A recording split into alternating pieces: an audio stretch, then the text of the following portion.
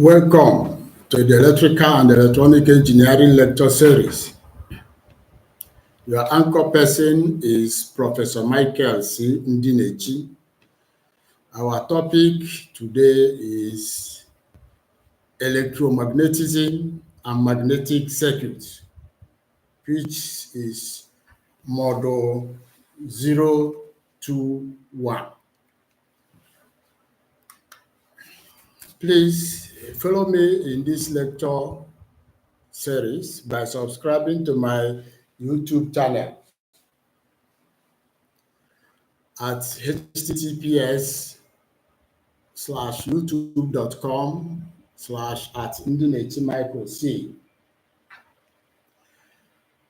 Like, share, and drop your comments in the comment section or reach out to me using my email addresses. This lecture is a continuation of Model 020. So we will be seeing figures and equations as a continuation of the Model 020. So in Model 020, we talked about flux density, D. So today we'll be seeing how the flux density interacts with circuits and what happens when an electric circuit comes in contact with flux. So we say whenever flux linkage in a circuit is changed, there is an induced electromotive force known as EMF. A scientist by name Lenz developed what is called Lenz's law, which tells us that the direction of this induced EMF is such as to tend to oppose the change in flux, that is, the change in current. Now, it does this in two ways. First, if it is in the same circuit, we term it self-inductance. If the flux change in a circuit produces current in another circuit, it is termed mutual inductance. So, for self-inductance, we say when an EMF is induced in a circuit, the self-inductance is proportional to the rate of change of flux linkage within the circuit.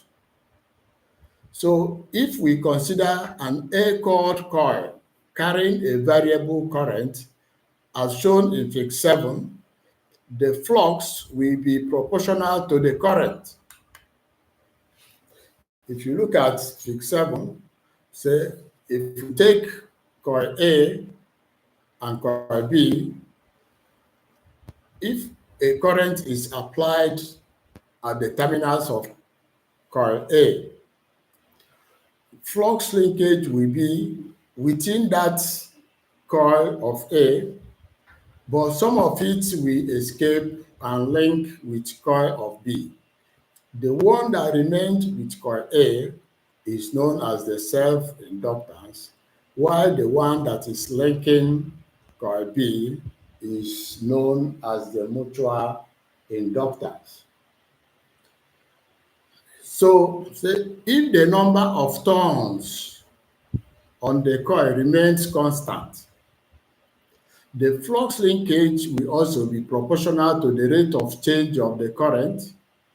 The self-inductance, which is represented by L, and the electromotive force, which is the EMF, induced in that coil will be given as EMF equals L times the change of current with time, which is di dt.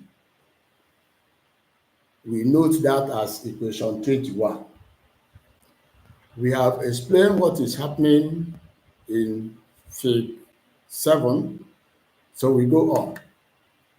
Now, the unit of this self-inductance is the Henry, denoted as H. In a coil of N turns, the induced EMF becomes a function of the number of turns, N. So the EMF is given by EMF equals N d phi over T, where N d phi is the flux linkage of the circuit. So if we combine equation 22 and 21, recall equation 21 is EMF equals L di dt, and equation 22 is EMF equals N d phi dt.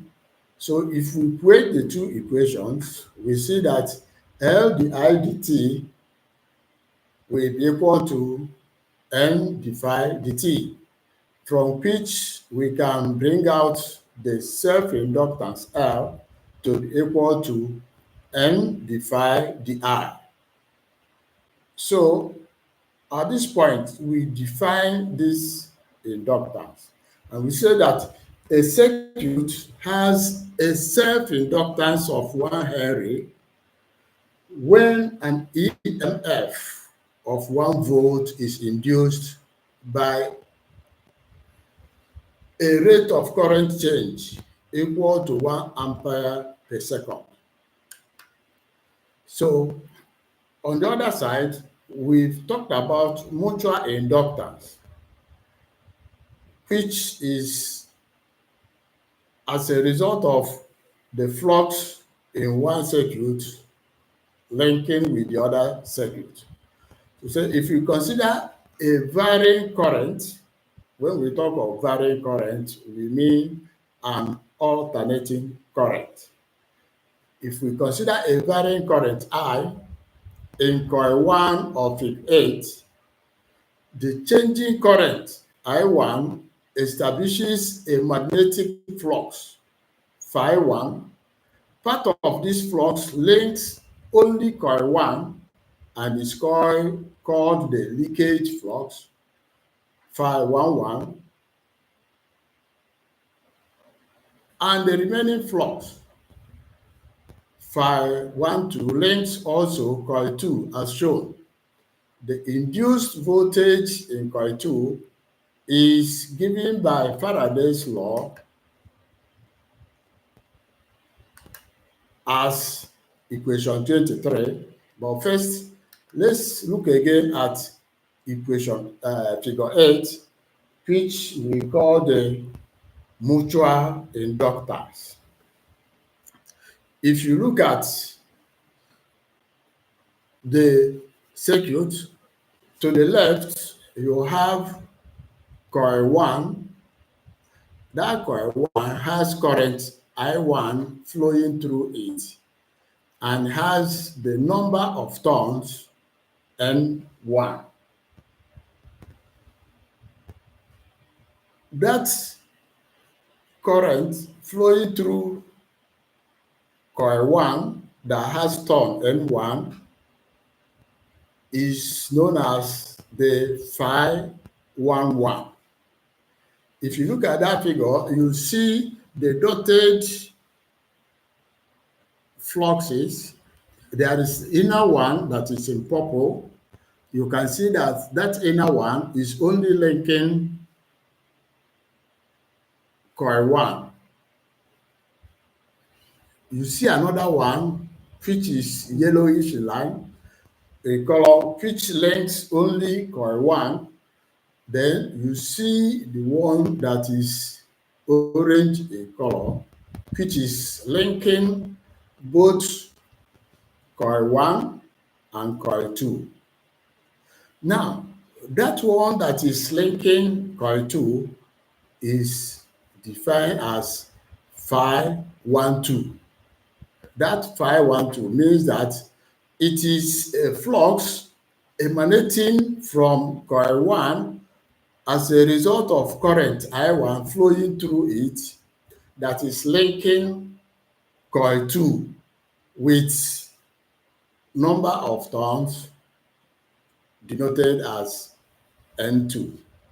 So you see that that is a mutual inductance coming from coil 1 because it is carrying a current I1 and producing a flux in the coil, and some of this flux links with coil 2.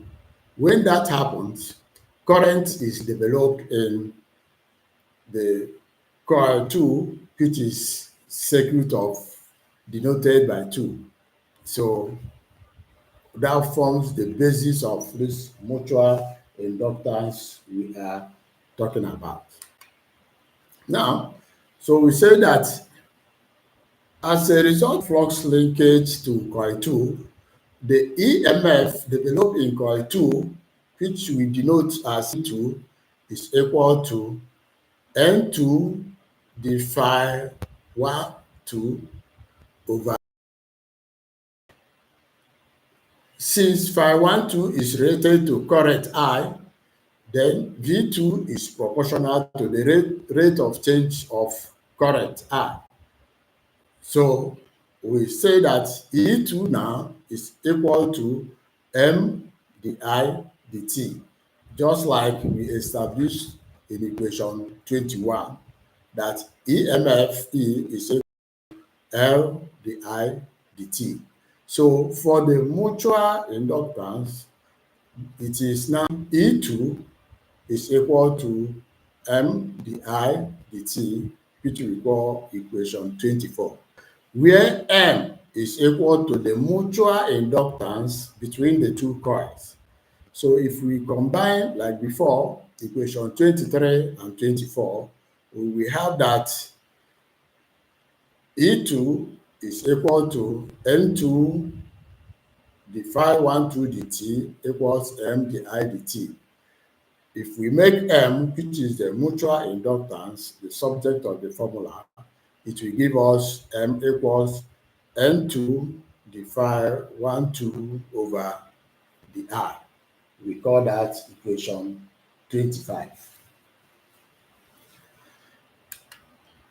So this leads us to now what we call magnetic circuits.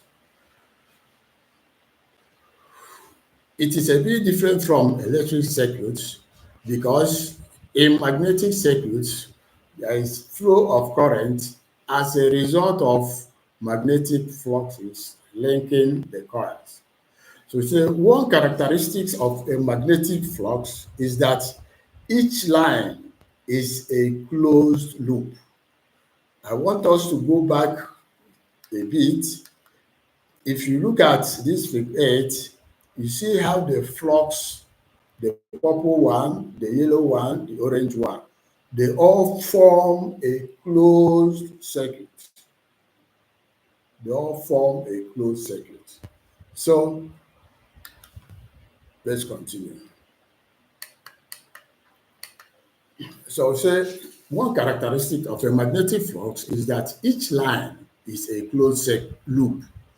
For instance, in figure 8, the dotted lines represent the flux passing through the coil 1 and returning through the surrounding airspace.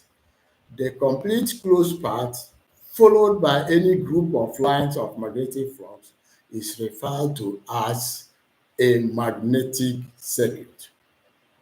So in magnetic circuits, the magnetic flux is due to the existence of what is known as magnetomotive force, MMF for short, caused by a current flowing through one or more turns.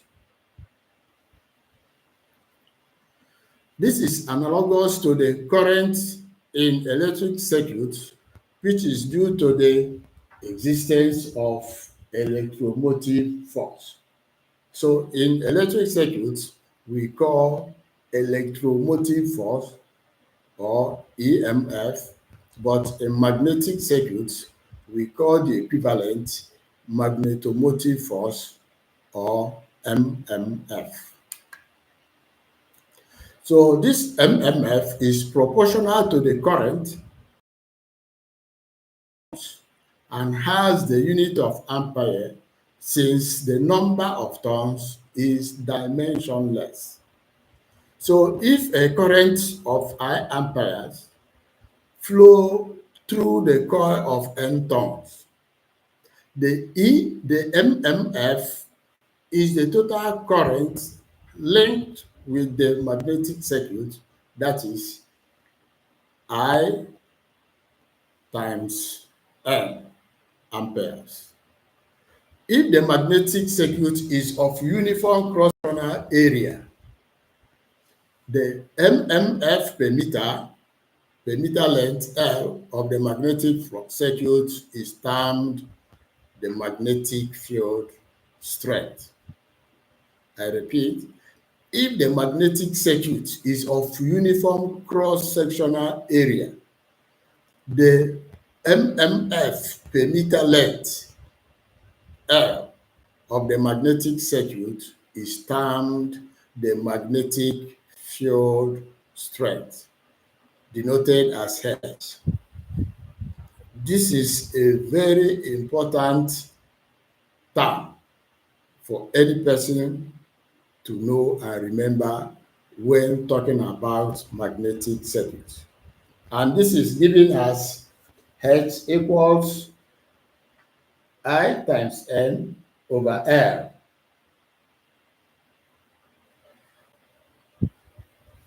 We term it equation 26.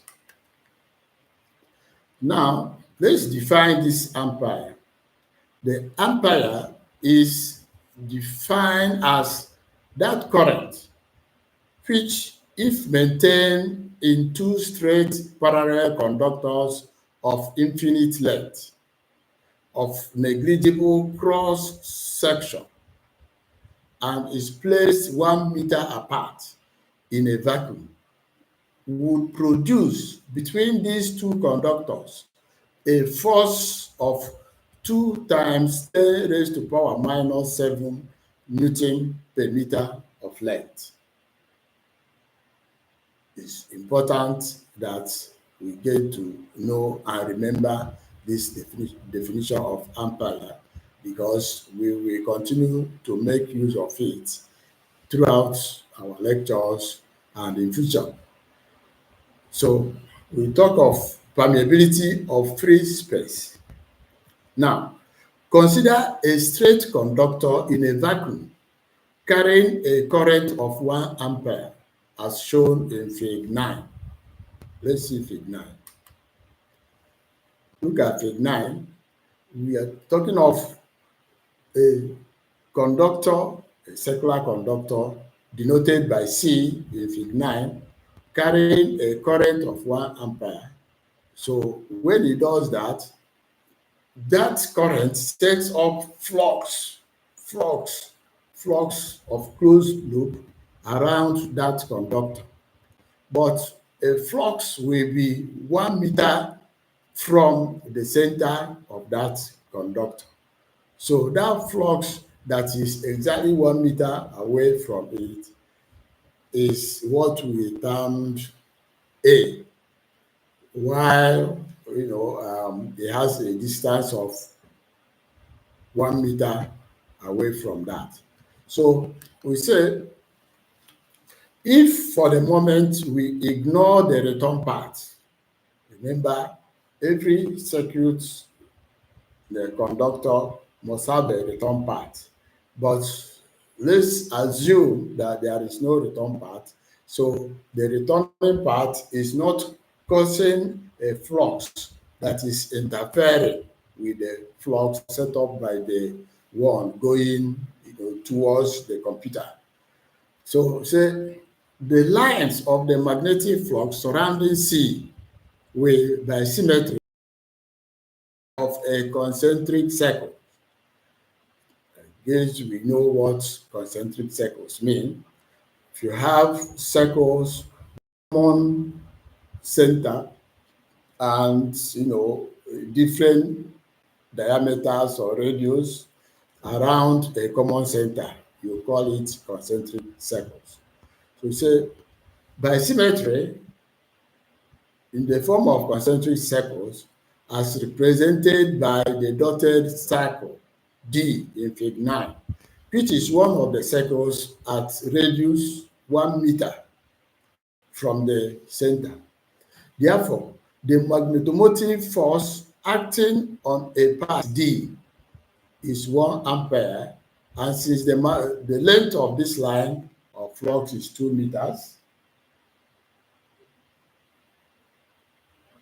2 pi meters, then the magnetic field strength will be given as H equals 1 over 2 pi ampere per meter.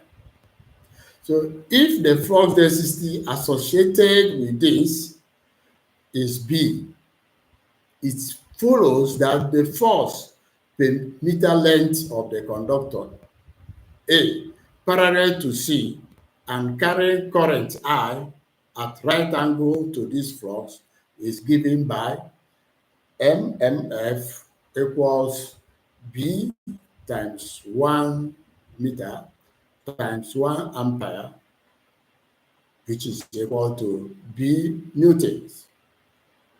So MMF, which is a force, is in newtons. We've explained Fig 9, so we know what is happening there.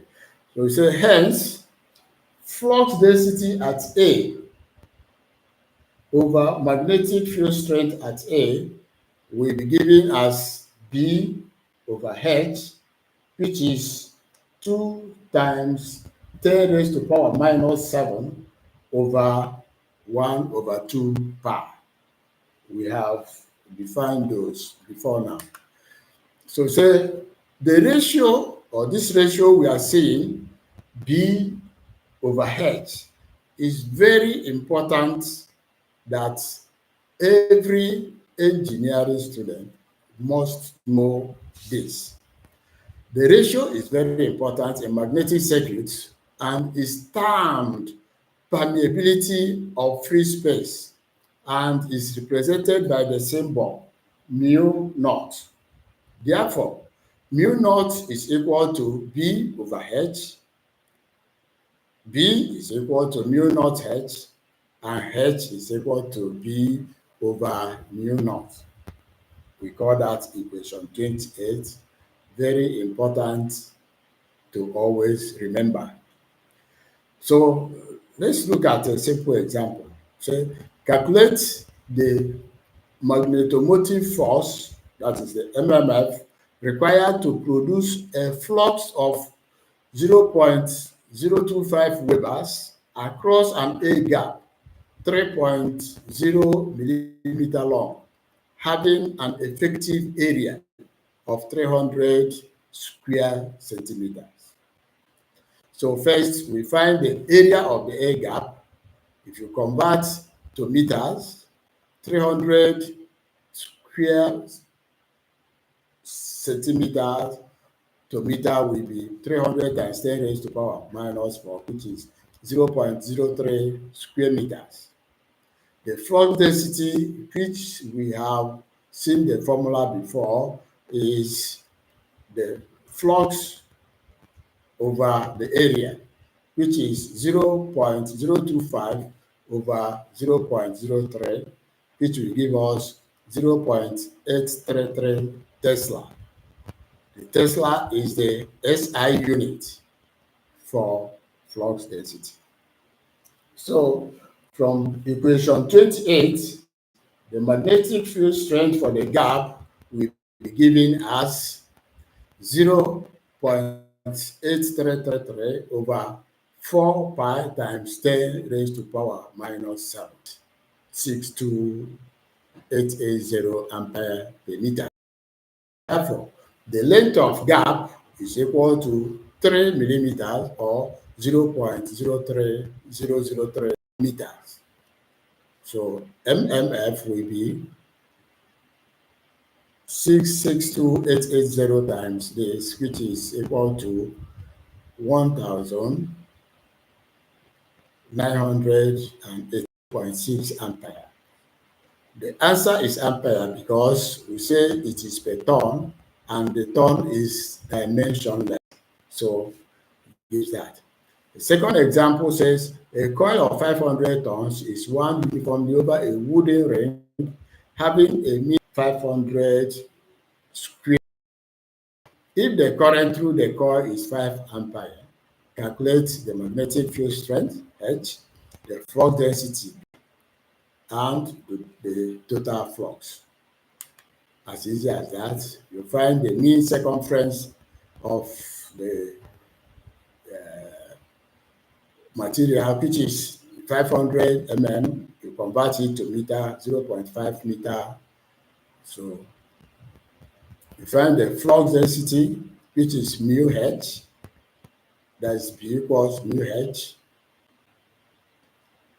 Then, if you do that, mu is 4 times 10 raised to power minus 7 times h, which we know. It gives us that. We find the total flux, which we multiply out, it gives us that. So, straightforward calculations. Now, we note if a non-magnetic material is replaced by an iron core, the flux produced by a given magnetomotive force is greatly increased, and the ratio of the flux density produced when the iron core is inserted to the flux density in a vacuum or in a non-magnetic core by the same magnetic field strength is termed the relative permeability, which is denoted as mu r, and equal to 1 for air.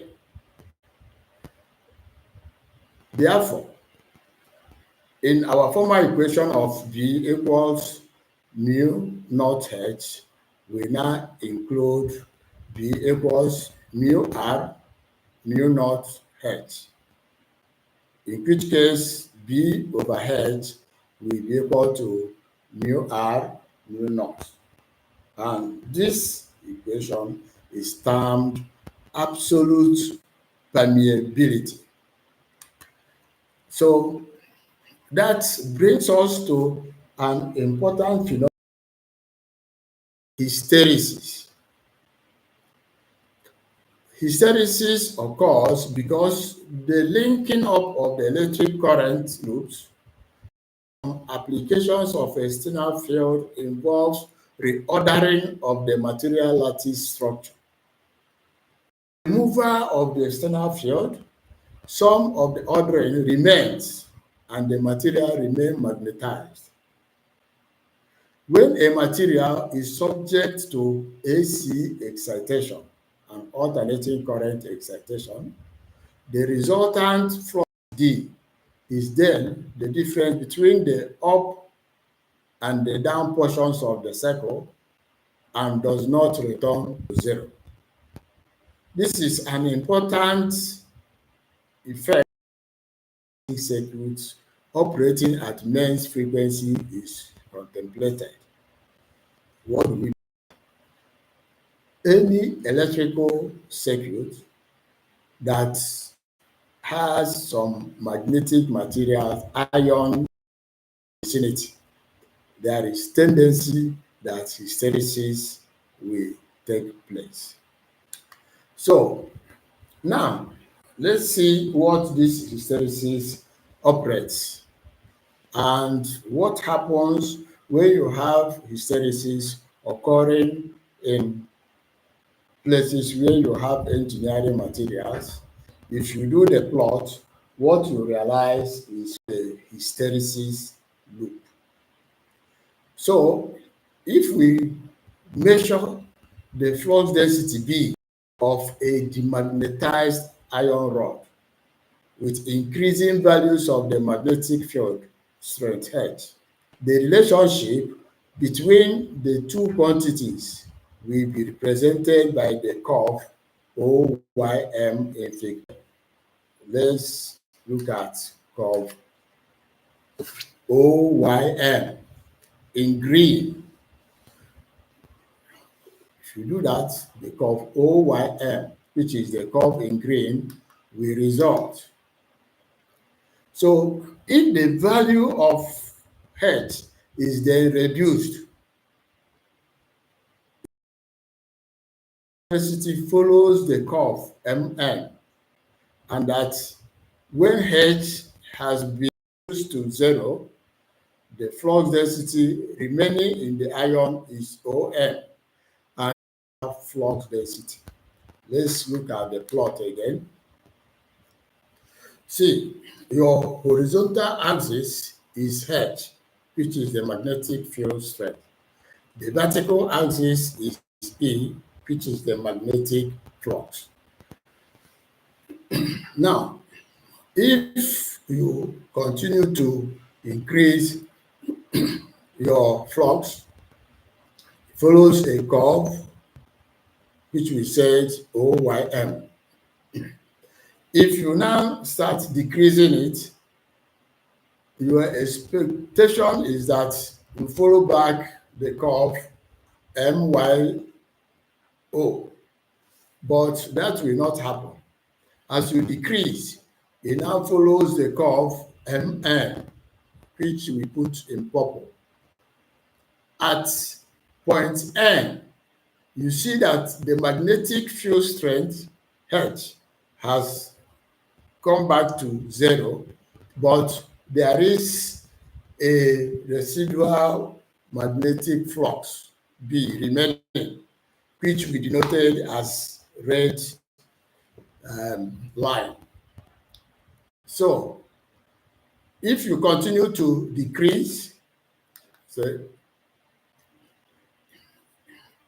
that red line is called the residual flux density. So if H is increased, if you continue to increase it in the reverse direction, that is minus H, the flux density decreases until at some point the flux has been reduced to 0. Look at it again. If you continue to decrease or increase in the reverse direction, the curve in purple from N will continue down to P. At P, B is equal to 0. Then we say that at that point, OP, the flux has been reduced to 0. That is, B has been reduced to 0. The magnetic field strength required to wipe out this residual is called the coercive force. Look at it. You see that from O to P, for you to bring back that P to 0, you need a force to do that. That force is called the coercive force. Further increase in H causes the flux density to grow in the reverse direction, represented by the curve PQ. If the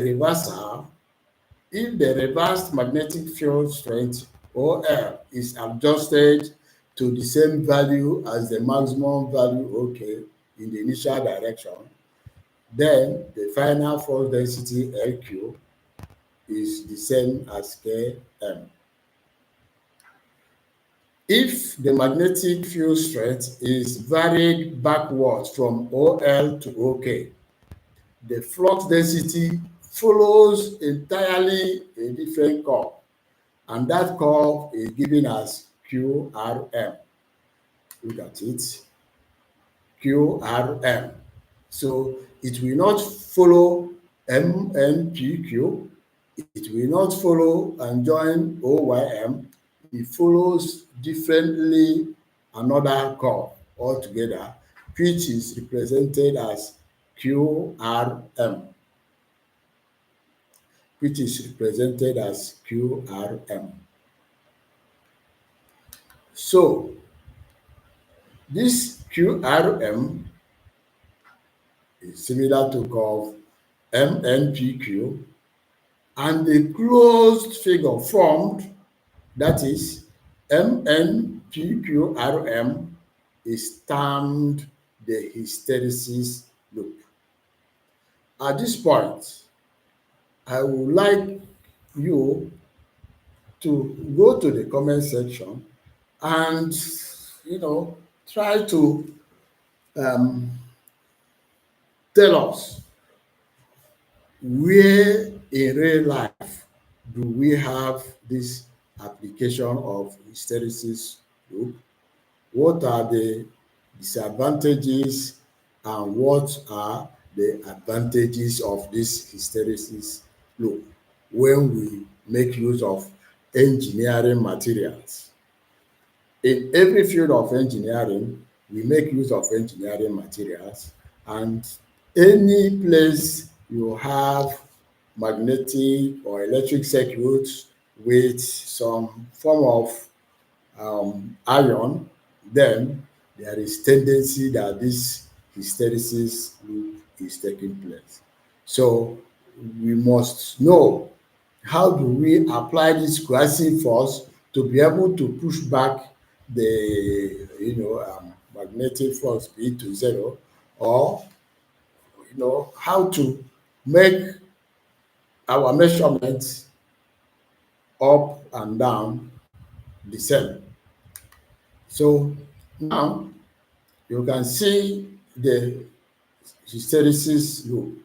The important terms for you to note when you are talking about hysteresis loop is point L, point P, point K, point M, point N,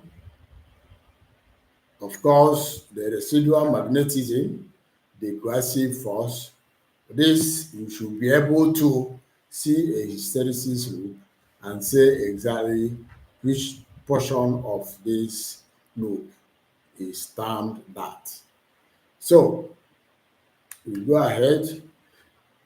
If this hysteresis loop for a given material are determined for different maximum values of the magnetic field strength H, they are found to lie within one another, as shown in Fig 11. Let's quickly look at Fig 11. What we are saying here is that if you have a material and you perform hysteresis by increasing the inner hysteresis loop, which goes from what we call A1 to A. Likewise, the second one from B1 to B, and you continue like that. So with this, we come to the end of this lecture, which is the concluding part of the one we had, module 020. Thank you for listening, and make your comments in the comment section. Thank you.